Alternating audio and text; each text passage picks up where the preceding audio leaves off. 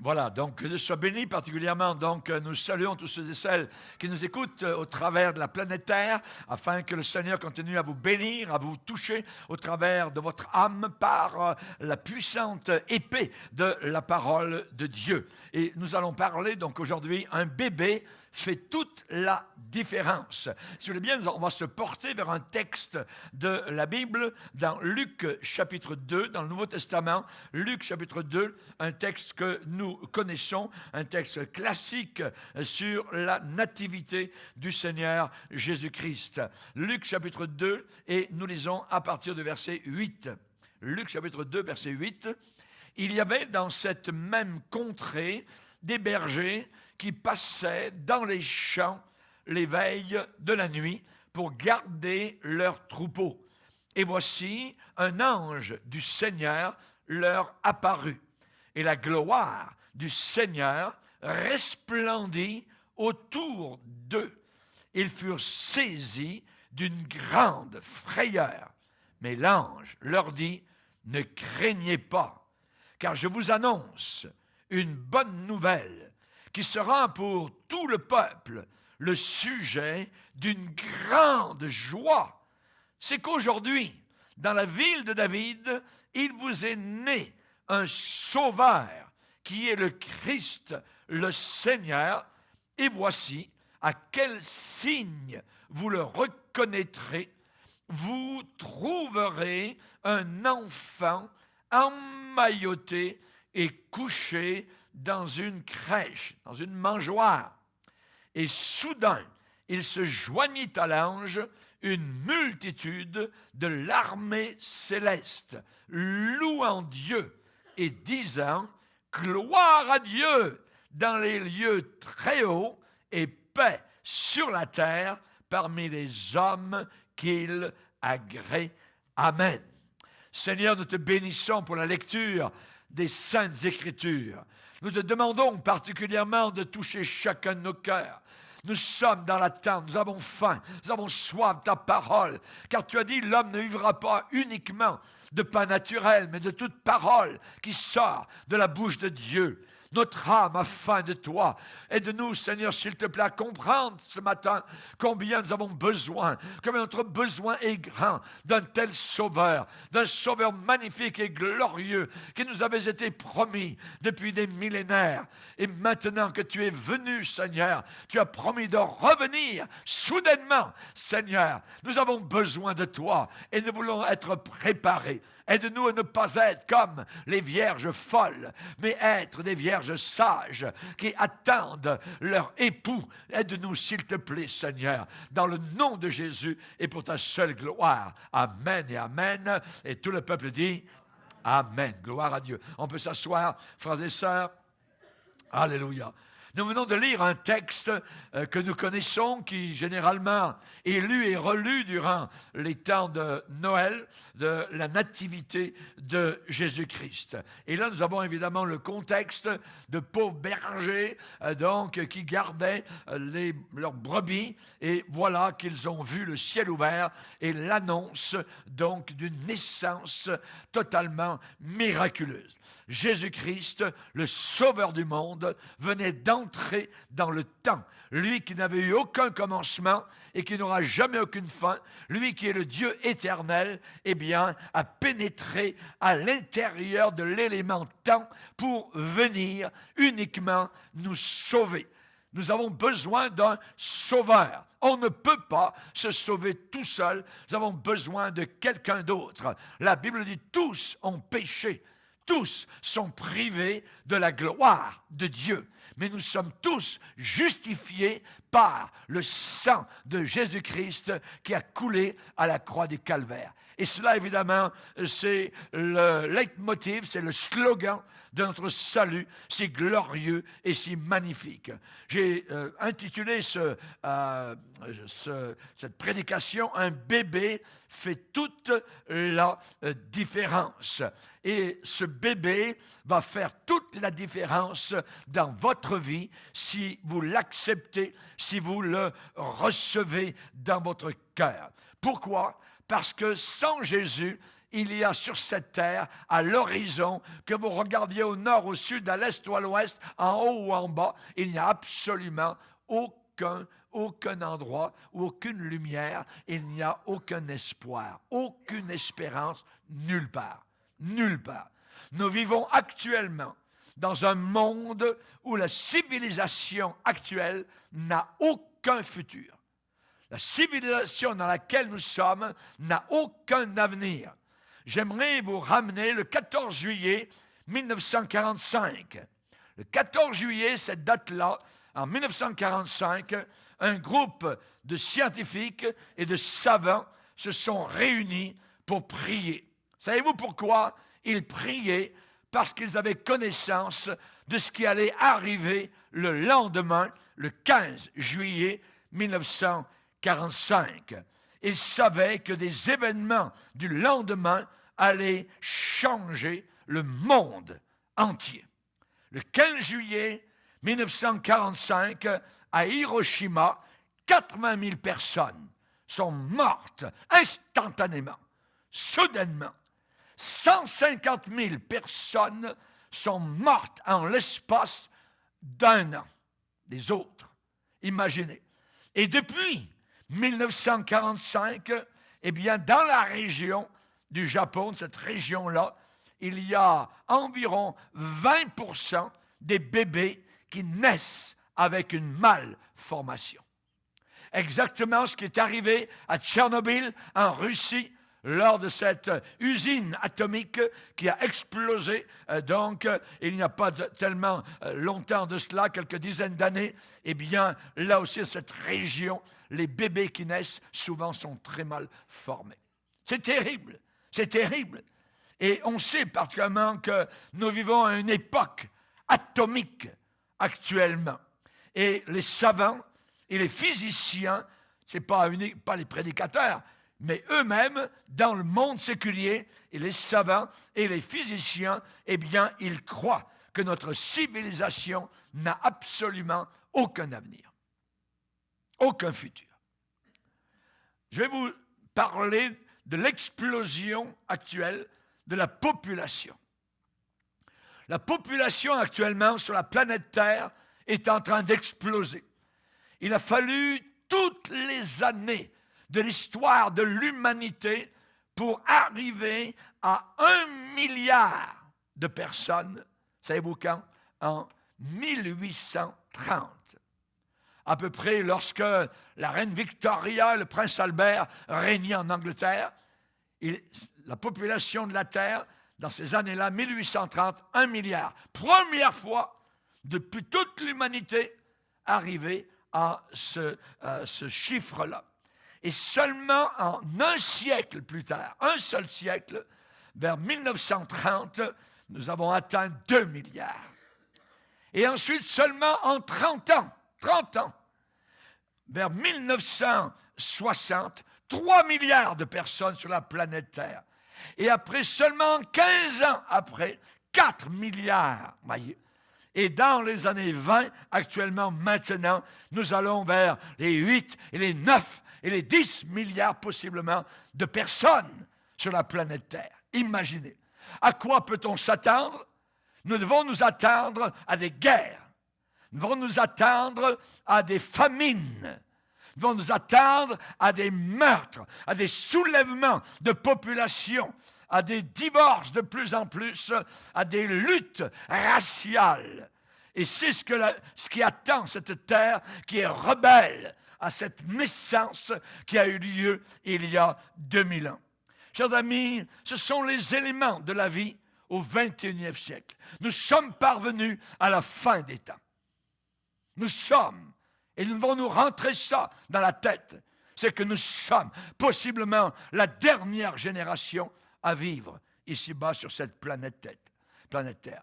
Jésus, parlant de la fin des temps, il a souligné cette époque, il a dit, parlant de la fin des temps, il a dit, prenez garde que personne ne vous séduise. Beaucoup viendront sous mon nom, disant, c'est moi qui suis le Sauveur. Et ils séduiront beaucoup de gens. Vous entendrez parler de guerre, de bruit de guerre. Gardez-vous d'être troublés, n'ayez pas peur. Il faut que ces choses arrivent, mais ce ne sera pas encore la fin. Une nation s'élèvera contre une nation. Un royaume s'élèvera contre un autre royaume.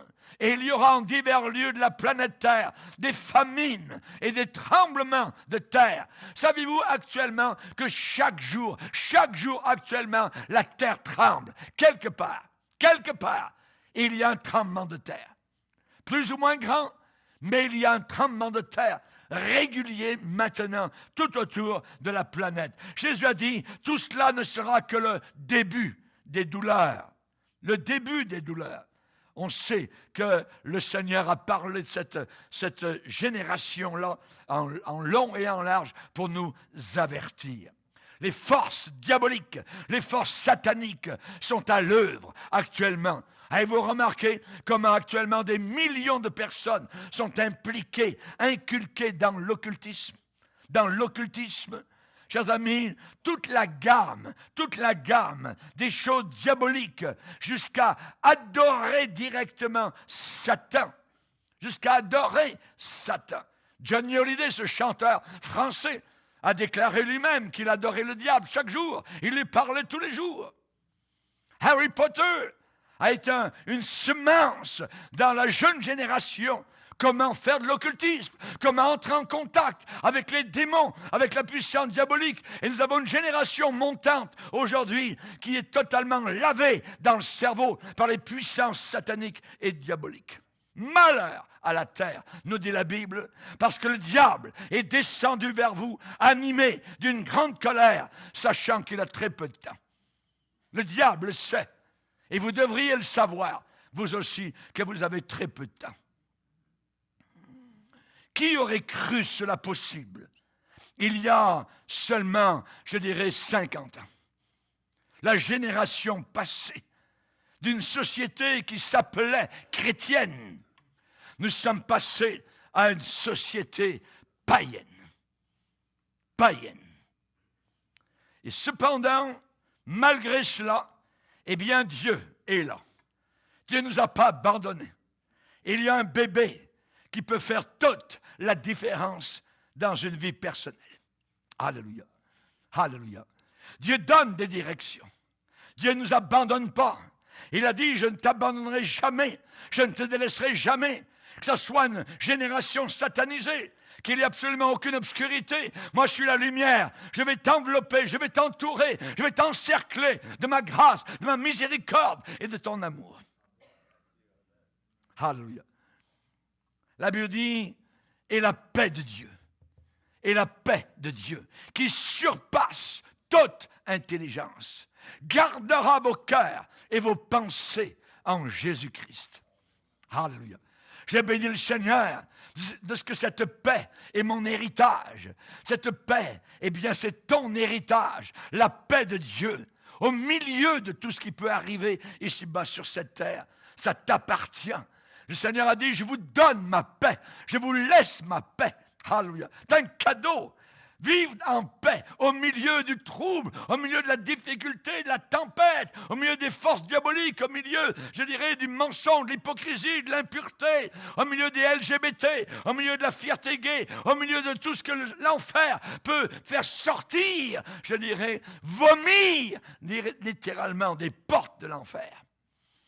Et la paix de Dieu, et la paix de Dieu, et la paix de Dieu gardera vos cœurs, votre cœur et vos pensées dans le Seigneur Jésus-Christ. Merci Seigneur pour ta paix. Alléluia. Chaque jour, nous sommes bombardés par des centaines de messages. La radio, la télévision, Internet, les journaux, les magazines, les livres, ainsi de suite. Chaque jour, tous les jours, bombardés. On nous dit comment lever le petit doigt, on nous dit quoi manger, on nous dit où aller, on nous dit quoi faire, comment dormir, comment... attends. L'adulte moyen, selon les statistiques, l'adulte moyen, savez-vous combien d'heures l'adulte moyen regarde la télévision par jour? 6h30. Est-ce possible? 6h30 devant un écran. Est-ce possible? Et alors que la moyenne de lecture des journaux n'est que de 32 minutes par jour. 6h30 devant un écran. La moyenne! Mais vous les voyez avec l'iPod. Tout le temps, ils ne vous entendent pas. Non, ils sont plugués.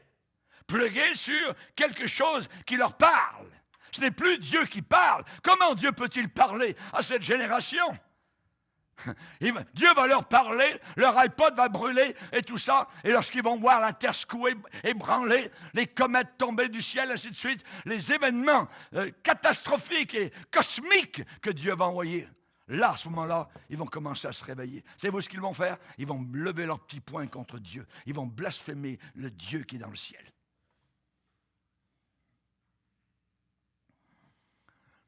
Quelles sont les valeurs de nos familles?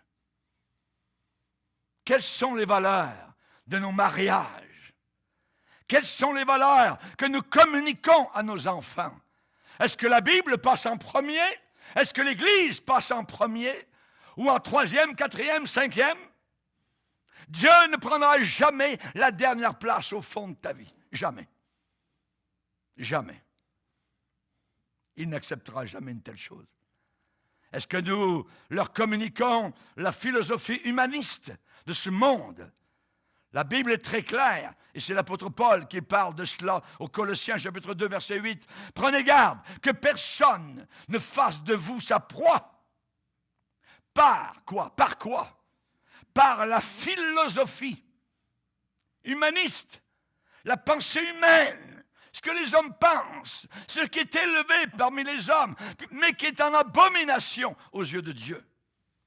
Prenez garde que personne ne fasse de vous sa proie par la philosophie et par une vaine tromperie, par un mensonge. S'appuyant sur quoi? Les hommes s'appuient sur la tradition humaniste, sur les rudiments du monde, et ils ne s'appuient pas sur Jésus-Christ. Ils n'ont que faire d'un bébé qui est venu il y a 2000 ans. Chers amis, la Bible nous dit, dans Romains, chapitre 12, ne laissez pas, ne permettez pas que le monde autour de vous coince dans son propre moule. Les mots exacts de la parole de Dieu sont ceux-là. Ne vous conformez pas. Ça veut dire soyez des non-conformistes. Refusez les valeurs de ce monde. Ne vous conformez pas au siècle présent, mais soyez transformés par le renouvellement de l'intelligence, afin que vous discerniez quelle est la volonté de Dieu. Cette volonté de Dieu, elle est toujours bonne, agréable et parfaite. Moi, tout ce que je veux ici-bas sur terre, mon but ultime, mon but unique, faire la volonté de Dieu. Le Seigneur a dit, ce ne sont pas tous ceux qui disent, Seigneur, Seigneur, qui entreront dans le ciel. Non, non, non, non, non. Ce sont ceux qui font. C'est là où le pneu touche l'asphalte. Ceux qui font la volonté. Ceux qui font, pas des diseurs, mais des faiseurs. Ceux qui accomplissent la volonté de Dieu. Donc ne laissez pas le monde vous mouler, vous prendre dans son moule. Non, refusez cela. On parle de renouvellement de l'intelligence. Soyez transformés par le renouvellement de l'intelligence. Notre intelligence spirituelle a besoin continuellement d'être renouvelée. Ce matin, vous êtes en train, là, à l'écoute de la parole de Dieu, en chantant ces merveilleux cantiques, en adorant le Seigneur. Vous êtes en train d'être renouvelé dans votre intelligence. Rendre neuf, rendre frais, rafraîchi, renouvelé, irrigué par les fleuves d'eau vive. Alléluia. Merci Seigneur. Merci Seigneur. J'ai besoin de ce renouvellement. Je ne peux pas vivre sur une expérience d'il y a 10 ans, d'il y a 5 ans, d'il y a 1 an, d'il y a 1 mois, d'il y a 1 semaine. Non. Il faut que je sois renouvelé chaque jour. Chaque jour. Les bontés de Dieu se renouvellent chaque matin. Chaque matin. Le renouvellement de l'intelligence. Alléluia. Et cela est possible. Cela est possible parce que Dieu est descendu sur la terre. Dieu est descendu sur la terre pour intervenir directement dans les affaires des hommes. Lui-même, en personne. Qui aurait pensé, qui aurait imaginé que Dieu entreprenne de venir réparer un monde cassé, brisé? Et il est venu comme un petit bébé.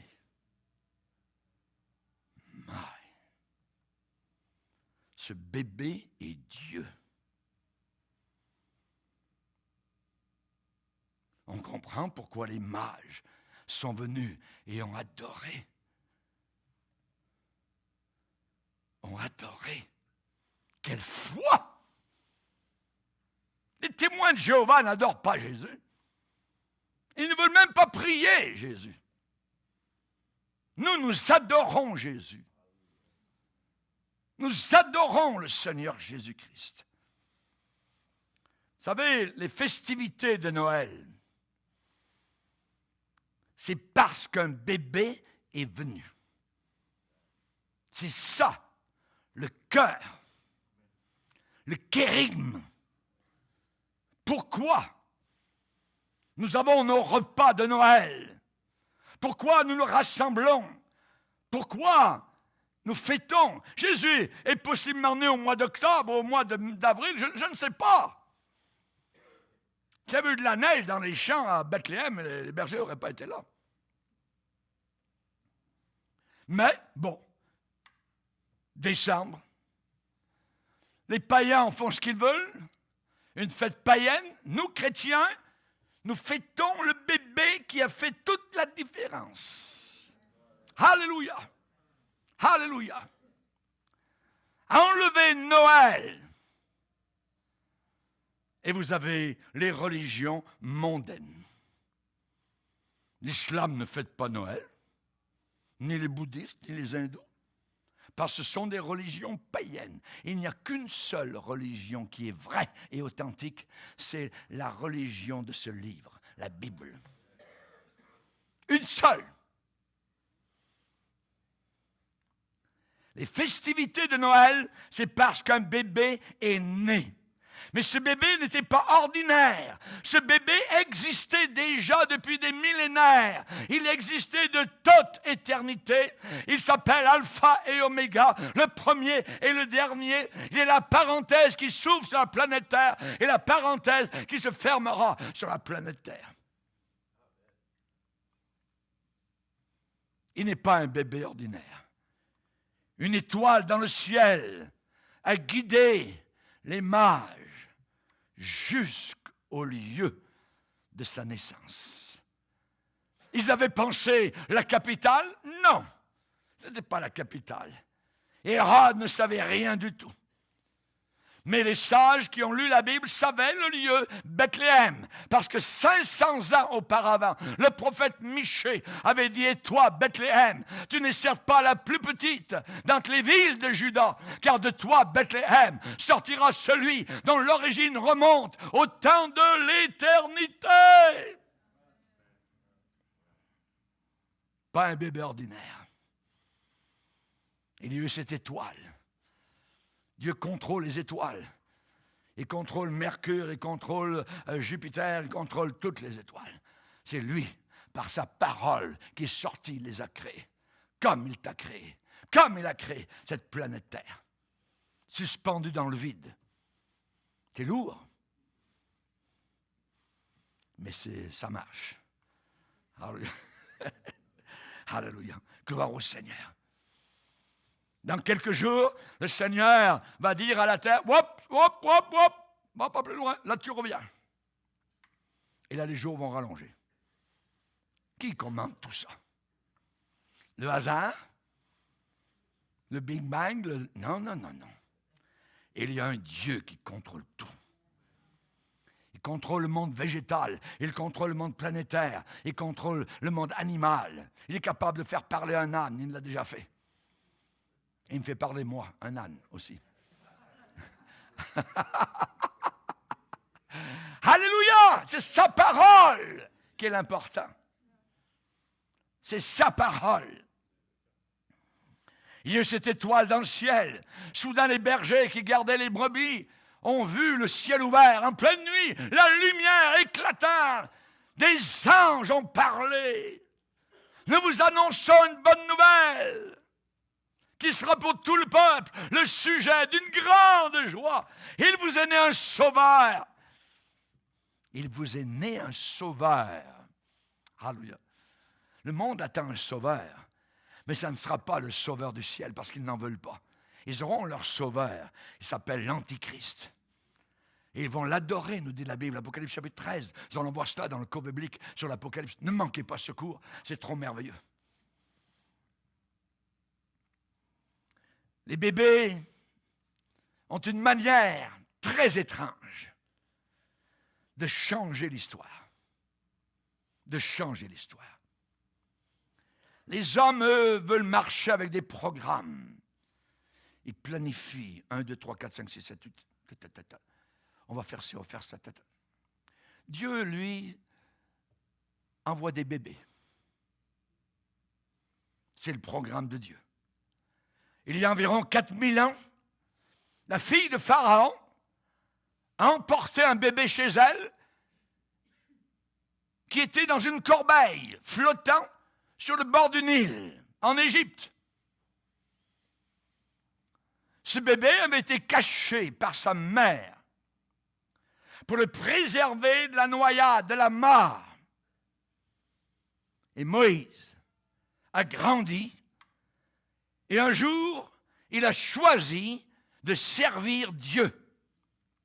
Elle fut l'instrument pour conduire tout un peuple d'esclaves vers la liberté. Un bébé. Il y a environ 3000 ans, Dieu a donné un bébé à un cher couple appelé Anne et Elkana. Le peuple à l'époque était en décadence totale au point de vue spirituel. Les fils d'Élie, un homme religieux qui aurait dû conduire dans le droit chemin, ne reprenaient pas ses fils, qui couchaient avec les femmes qui venaient à l'église d'un côté et d'autre, qui corrompaient les choses saintes. Alors Dieu, en pleine nuit, est allé vers ce bébé qui était né à Elkana et Anne, et qui avait peut-être maintenant 7, 8 ans, 9 ans, je ne sais pas. Samuel, Samuel, en pleine nuit, Dieu est capable de parler, il connaît votre nom. Il est allé dans la chambre. Il sait ce qui se passe dans les chambres. Il est capable de parler. En pleine nuit, Samuel, Samuel. Et Dieu lui a déclaré l'avenir, ce qui allait arriver à cet homme pervers, ce pasteur pervers appelé Élie et ses fils. Savez-vous ce qui est arrivé? Les 3 sont morts le même jour. Et Dieu l'a dit à un enfant qu'il avait choisi. Samuel est devenu l'intercesseur pour le peuple et il a apporté la lumière, la vérité à son propre peuple. Il y a environ 2000 ans, un bébé est né à un autre couple. La femme s'appelait Élisabeth. Le mari s'appelait Zacharie. Le nom du bébé a été Jean. Et Jean a été l'avant-coureur, le précurseur du bébé qui a fait toute la différence pour nous et pour tous les temps. Jésus. Vous rappelez-vous, lorsque votre premier bébé est venu dans votre foyer, tout était changé. Vous avez pleuré en prenant ce petit cœur, en disant, nous sommes partis tous les deux dans la vie, et maintenant, voilà un autre être, et il est un peu de moi et un peu d'elle. C'est un miracle. Rappelez-vous, quand le premier bébé est venu dans votre foyer, les belles nuits tranquilles, les nuits de sommeil, les nuits de paix, les nuits de tranquillité, fini, parti. Terminé. Mais, cependant, eh bien, ce n'était pas grand-chose, parce que dans ce milieu, il y avait de l'amour. Mais les choses n'ont plus été les mêmes depuis que ce bébé était arrivé. Et le bébé de Bethléem a changé complètement le modèle de la vie dans ce monde. Alléluia. Tout d'abord, à cause du bébé de Bethléem, il y a eu une différence dans le temps. Dans le temps. Vous savez, les Juifs, eux, ils calculaient le temps depuis l'Exode. Les Grecs, eux, calculaient le temps depuis leurs Jeux olympiques. Les Romains, eux, calculaient le temps depuis la fondation de quelques villes romaines. Et les Égyptiens calculaient le temps selon leur dynastie. Mais Jésus est venu et il a changé les calendriers du monde entier. Tout a été changé depuis qu'il est venu, depuis que ce bébé est venu. Maintenant, c'est avant Jésus-Christ et après Jésus-Christ. La prochaine fois, vous irez au bureau de poste avec une lettre. Je sais qu'aujourd'hui, on n'envoie plus de lettres. C'est des emails, mais si vous arrivez d'envoyer une lettre, vous mettez un timbre. Et sur le timbre, généralement à la poste, on marque la date. Rappelez-vous cela. La date sur la lettre parle de Jésus-Christ. Parce que c'est telle date après Jésus-Christ. Alléluia. Si petit. Et pourtant, si grand. Que dis-je? Grandiose. Si jeune. Et pourtant, si ancien.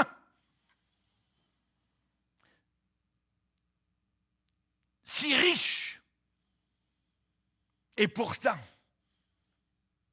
si pauvre, au milieu de la paille, à l'arrière-boutique, si aimable, et pourtant, si méprisé, si terrestre, et pourtant, si céleste, si silencieux, dirais-je, et pourtant, si vocal, que les hommes ont dit, jamais homme n'a parlé comme cet homme. Jésus. Le bébé de Bethléem a changé complètement la façon de l'humanité. Une différence pour les hommes. Les hommes dans les ténèbres cherchaient la lumière. Bartimée, à Jéricho, l'aveugle, a eu une confrontation avec cet homme, Jésus-Christ. Pof, il a reçu la vue. Il a jeté son vieux manteau percé de mendiant et il a suivi Jésus dans le chemin. Quelle attraction! Sur le bord d'une plage, des pêcheurs de poissons. Venez, suivez-moi, Jacques, Jean, suivez-moi. Pof, ils laissent tout. Ils le suivent. Quelle attraction! Le démoniaque dans le cimetière à Gadara, qui était enchaîné aux tombes et qui cassait les chaînes qui le liaient au tombeau. Soudain, Jésus est arrivé et a chassé les démons à l'intérieur de cet homme. Et soudain, l'homme a été délivré. Et quand les gens de la ville sont venus, ils l'ont vu assis, vêtu et dans son bon sens. Merci Seigneur. Le bébé de Bethléem fait toute la différence. La femme adultère était prête à être lapidée, à descendre en enfer. Les hommes religieux voulaient la voir tuée. Mais Jésus était là. Et il a simplement dit une phrase. Quelle phrase? que celui qui n'a pas commis de péché commence la lapidation. Vous êtes autorisé à lapider. Oui, lapider là, il a commis adultère, mais que le premier qui n'a jamais commis un seul péché commence. Et on a entendu le bruit sourd des pierres qui sont tombées dans la poussière. Boum, boum, boum. Depuis les plus anciens jusqu'aux plus jeunes, plus personne n'était là. Et Jésus s'est retrouvé devant la pécheresse et lui a dit, va, ne pêche plus. Libéré, pardonné, sanctifié, justifié par le Fils de Dieu, le bébé qui fait toute la différence. Zachée, percepteur d'impôts, qui jouait avec l'argent, qui trafiquait, qui en cachait. Il avait une double et triple comptabilité, Zachée. Mais il avait une conscience qui lui parlait constamment. Et le doigt de sa conscience venait vers son bout de nez. Lui dire, c'est pas bien ce que tu fais. Et le jour où le bébé de Bethléem, maintenant adulte, a passé dans sa ville, il voulait voir qui il était. Et Jésus s'est arrêté juste en dessous. Zachée, Zachée, descends, descends. Aujourd'hui, je vais dans ta maison. Oh, viens, Seigneur. Conversation, quand Zachée, tout petit, de petite taille, est sorti de la maison avec Jésus, sa vie avait été bouleversée. Hey, écoutez la foule! Si j'ai fait du tort à quelqu'un, je vais lui rendre 4 fois plus. Quel changement! Quelle différence! Le bébé fait toute la différence.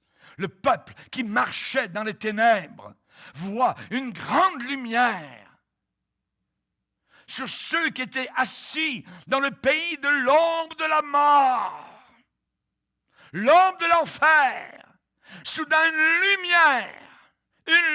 lumière a resplendi, parce qu'un enfant nous est né, un fils nous a été donné. Alléluia. Une différence pour les femmes. Une différence pour les femmes. Il fait toute la différence. Dans certains pays où les racines sont profondes, dans l'éthique chrétienne, la féminité est élevée et respectée, mais pas chez les talibans.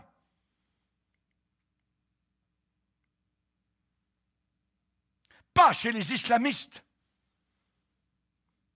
Dans beaucoup de pays d'Orient, les femmes sont condamnées à une vie d'esclavage. Dans l'Afrique primitive, la responsabilité de la femme, c'est de faire le travail manuel à la maison et de s'occuper des enfants. Mais Jésus est venu et il a fait une différence dans le niveau de vie.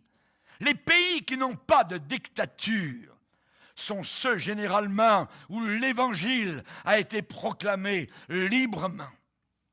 Et ces pays jouissent du plus haut standard de vie. Sont ces pays où le message chrétien a été proclamé librement. Vous ne trouvez pas ça aux Indes, au Pakistan. Vous ne trouvez pas cela dans ces pays.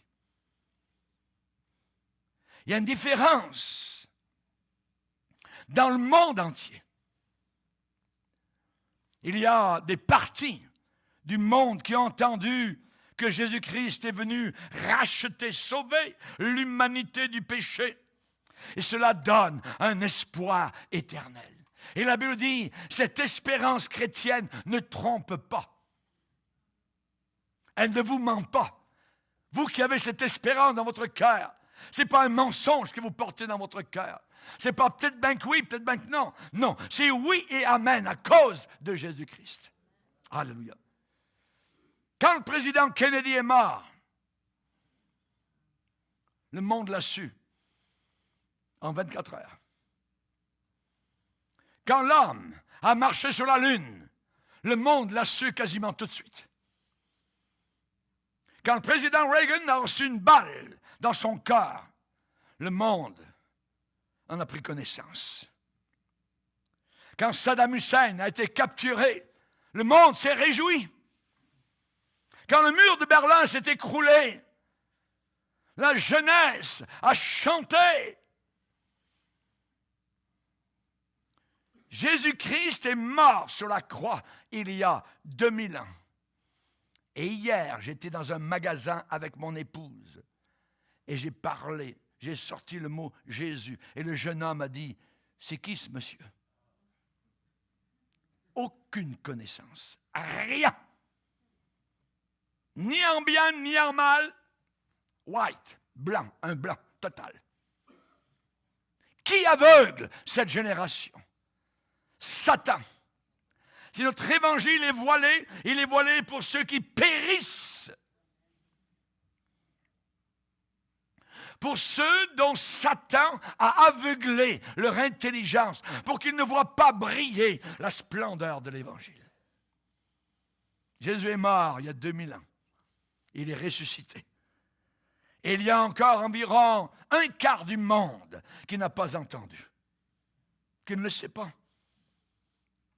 Cela crée un besoin de beaucoup de chrétiens qui témoignent, qui parlent de Jésus aux quatre coins de la planète Terre. Beaucoup de personnes ont leur religion, ah oui, l'islam, le bouddhisme, l'hindouisme, mais ils sont dans la peur. Ils ne savent pas. Demandez à un islamiste si c'est s'il va au ciel. Ben non, il ne sait pas. Il croit que ceux qui tuent les chrétiens ou les juifs vont au ciel et qu'il y a des ébats sexuels avec 70 vierges au ciel. Abominable, c'est satanique, c'est diabolique, c'est mensonge, c'est hypocrisie, c'est impureté. Beaucoup ont leur religion, islam, bouddhisme, hindouisme, mais ils ont peur, ils sont dans la crainte, ils sont dans les liens, ils ne sont pas heureux, ils n'ont pas d'assurance. Ils essaient d'apaiser un Dieu qu'ils croient être en colère. Ils pensent que Dieu est toujours en colère contre eux. Ils ne le connaissent pas. Ils vont se baigner dans le Gange, aux Indes, pour laver leurs péchés. Mais ce n'est pas ce fleuve vers lequel il faut aller. C'est vers le fleuve qui descend de la croix du Calvaire. C'est un fleuve de sang qui coule afin de purifier tous nos péchés. Le sang de Jésus nous purifie. Pas le Gange. Pas les pèlerinages à la Mecque ou à Lourdes. Pas les offrandes. Non. C'est le message de l'Évangile. Et il n'y a que ce message-là. Unique. Qui donne de l'espoir. Qui donne de la paix. Qui donne de l'assurance. Paul pouvait dire, je n'ai pas honte de l'Évangile. C'est la puissance de Dieu. Ce que vous entendez maintenant de vos oreilles, vous entendez la puissance de Dieu, l'Évangile. N'aie pas honte.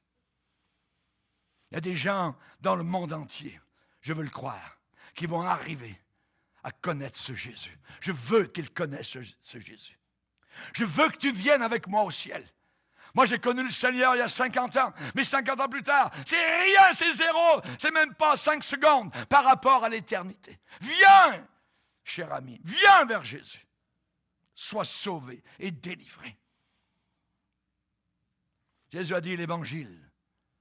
Le véritable sera prêché dans le monde entier. Ensuite viendra la fin. Dieu va donner une chance à tout le monde d'entendre le véritable évangile. L'évangile qui déracine l'enfer du cœur d'un homme. L'évangile qui déracine l'impureté du cœur d'une personne. L'évangile qui déracine la jalousie ou l'amour de l'argent d'une personne. Il y a un verset dans la Bible qui dit « Les voici, ils arrivent. » De loin. Les uns du nord, les autres de l'Occident, les autres du pays de Sinim.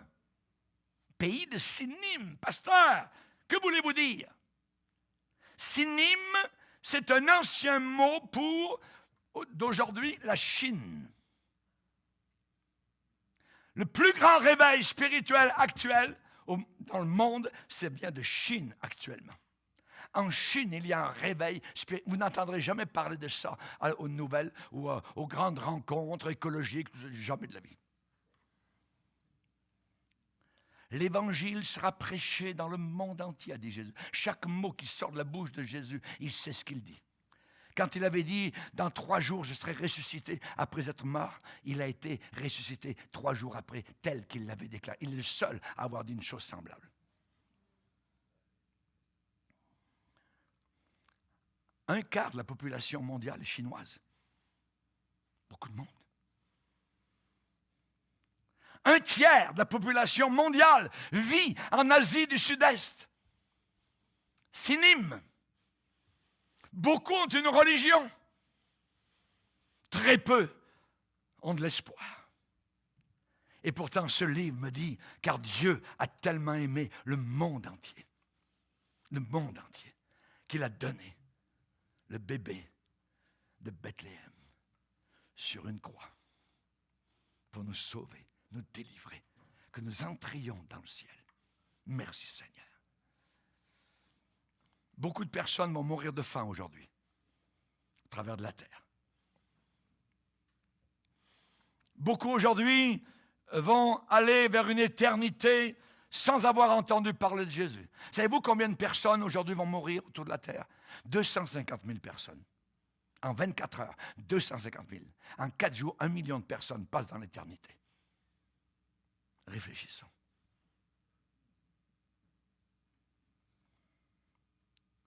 Et Jésus a dit, je suis le chemin, je suis la vérité, je suis la vie. Nul ne vient au Père que par moi. Que par moi. Jésus a dit qu'il y avait 2 chemins sur la planète, le chemin grand et large, wide open, mais qui mène en enfer, et le chemin étroit, qui est straight, qui est vraiment étroit, et qui mène au ciel. Peu entrent par ce chemin-là, a dit Jésus. Et c'est vrai. Aujourd'hui, toi qui m'écoutes, ou bien tu es sur l'un ou sur l'autre. Tu ne peux pas être entre les deux. Non, tu es ou bien sur le chemin grand et large qui mène à la perdition, ou bien sur le chemin étroit qui mène au ciel. Si tu es sur le chemin grand et large, viens vers le chemin étroit. Viens vers Jésus. Viens vers le Sauveur. Personne, a dit Jésus, ne vient au Père que par moi. Que par moi. Chers amis, le monde occidental, c'est seulement 10% de la population mondiale. Et c'est nous qui avons environ 80% des ministres, pasteurs et leaders chrétiens. Rendez-vous compte?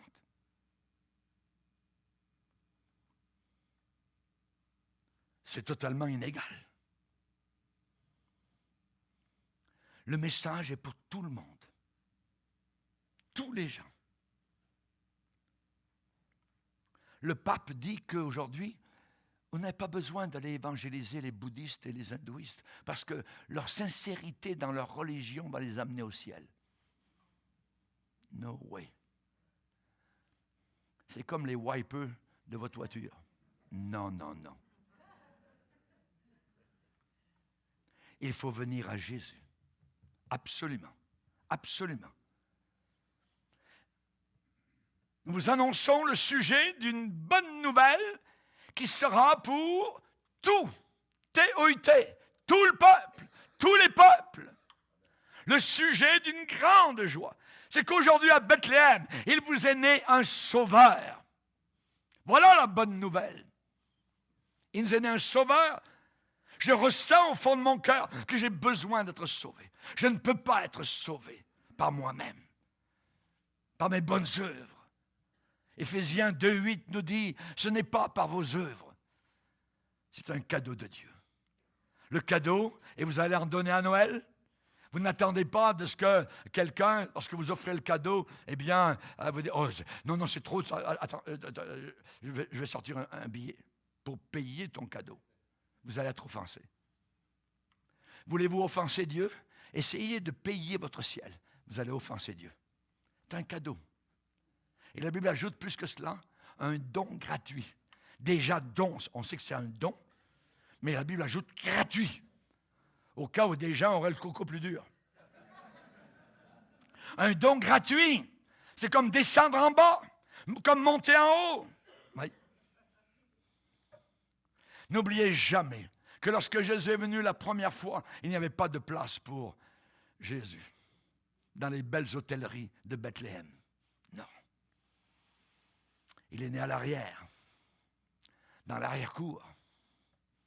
Et aujourd'hui, y a-t-il de la place dans ton cœur pour ce bébé de Bethléem? Baissons nos têtes et prions.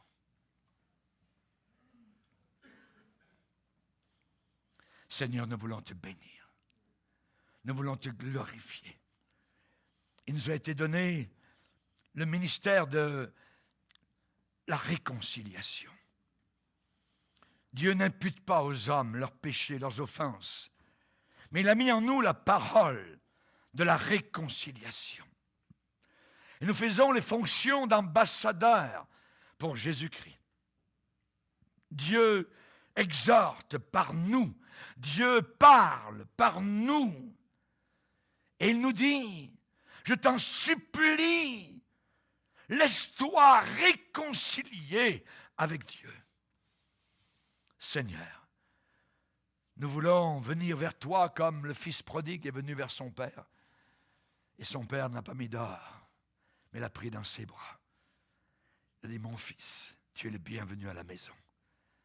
Réjouissons-nous, tu étais perdu et maintenant tu es revenu à la vie.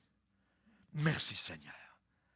Nous te prions ces choses uniquement et à cause de ton Fils bien-aimé, ton Fils Jésus, qui est au milieu de nous maintenant parce qu'il est ressuscité et il vit d'une vie éternelle et immortelle parce que maintenant, il ne peut plus mourir. À toi soit toute la gloire. Merci Seigneur. Amen. Et tout le peuple dit Amen. On va se lever ensemble, frères et sœurs.